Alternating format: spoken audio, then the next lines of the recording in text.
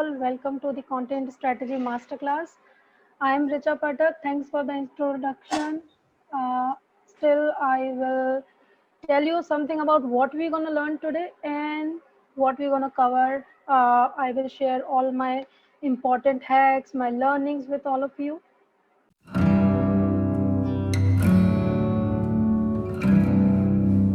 Now, in some terms, you have to understand what exactly content is. What is content? Just suggest what is content for you. I'll tell you what. Content is something you express through a medium. It could be anything and it could be in any form: speech, audio, video, text. Everything is content, right? And content strategy is creating that content, publishing that content, and generating more useful content. Okay.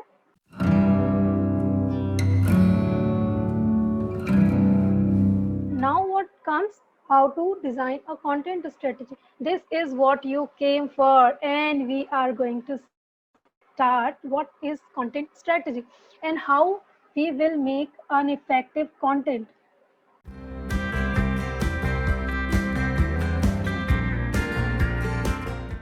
When you are creating content, have you thought who is going to read my content and why I am creating this content piece?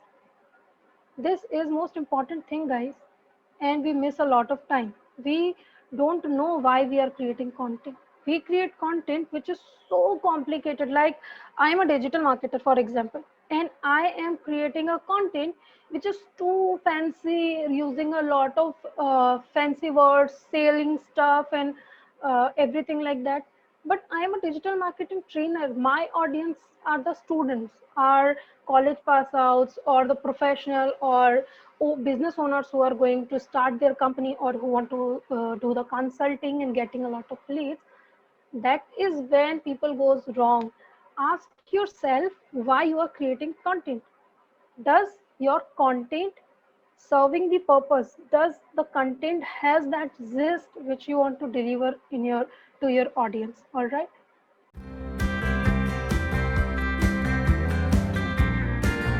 We will go to define your KPIs. KPIs, most of the time people misunderstand some KPIs, like uh, how you call this content is successful or not, or how you define uh, your social media is doing well or not. You have to understand the KPIs. You have to read the data. Data is most amazing thing when it comes to content. You can really decide if your content got succeed or not, and then you can collect the data and reanalyze it and repost it, re-update it. You have the liberty of it, right?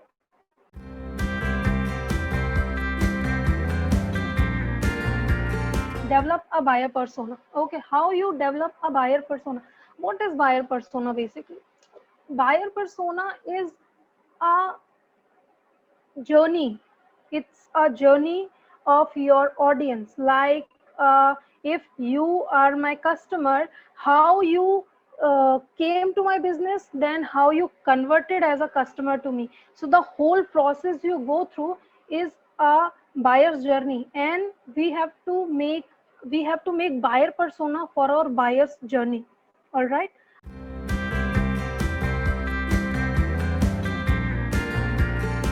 Fourth thing is map the customer journey. Yes, so I was talking about the buyer persona. We created a buyer persona. I know who is my audience. I know type of content. Now I want to understand how much detail is required, how my audience is going through, thinking about. All right. Now in the awareness stage, there is consideration stage and there is decision stage. So what is the awareness stage? Awareness stage is,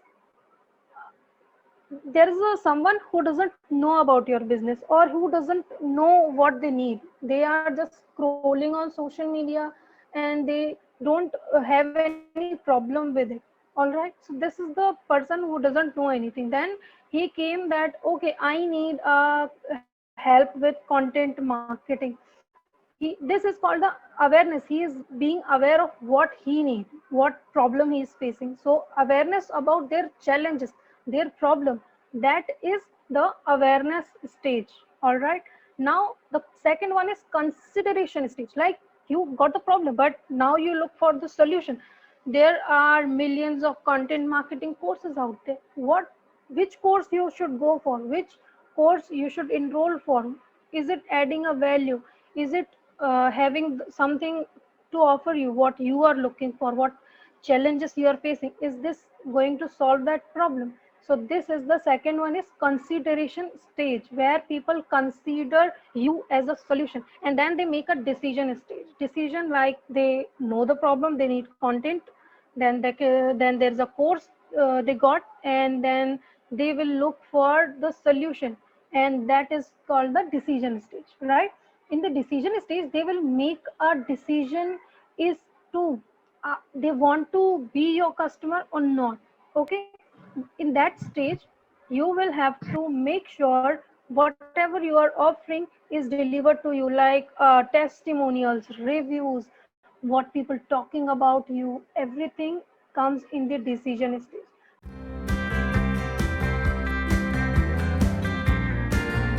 We come to the content audit. All right.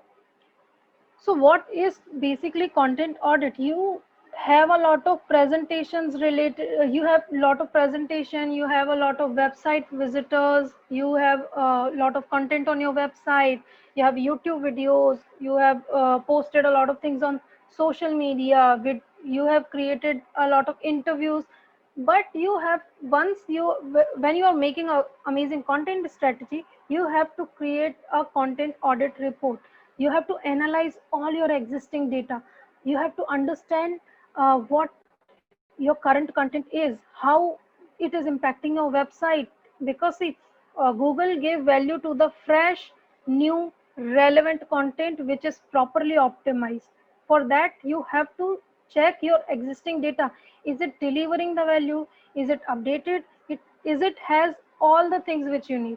So you have to find all the insights. Which content performed really well for you, but it's not performing now?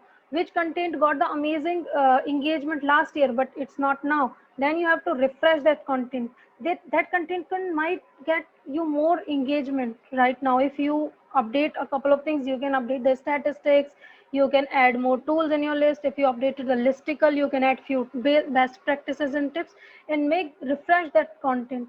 This is how you do the content audit. You just make a list of the things which you can work with your current content asset. Simple, right?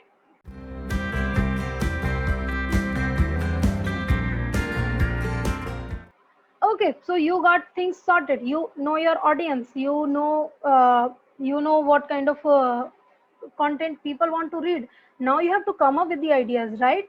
You have to come up with the ideas. What kind of content you should write? Here is the thing.